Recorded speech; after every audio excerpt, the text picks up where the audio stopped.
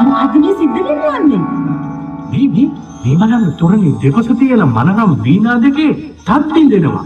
පුදුමයක්. මහා පුදුමයක්. ඇත්තමයි. කොහොමද හිතාගන්නේ වෙසක් තොරණක මේ වගේ දේවල් සිදු වෙනවා කියලා? අර බලන්න මේ විශ්මයජනක තොරණේ වටේට තියෙන වලාකුළු අතරින් කවුද අර මතුවෙන්නේ? දිව්‍ය සලුපිලියෙන් සැරසිලා දිව්‍ය විමානයෙන් අර වඩින්නේ දිව්‍ය පුත්‍රයා නේද? අර දිව්‍යාංගනාවන්ගේ ලස්සන බලන්නකෝ. මට හිතාගන්න බෑ. අපි ඉන්නේ මේ පානදුරේ වෙසක් තොරණේ ඉදිරිපිටද එහෙම නැත්නම් දිව්‍ය විමානයකද කියලා. බලන්න ඔවුන් මල්ලිසිනව නේද? අලංකාර සුවඳවත්. අර මොකද සිද්ධ වෙන්නේ?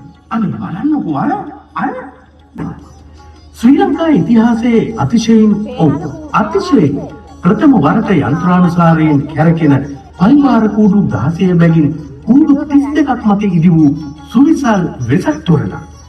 ඔය පින්නතුන් මීට පෙර දැකලා තිබෙනවද? ඉතින් ගිනස් පොතට නොයා තියේවිද මේ වගේ දේවල්?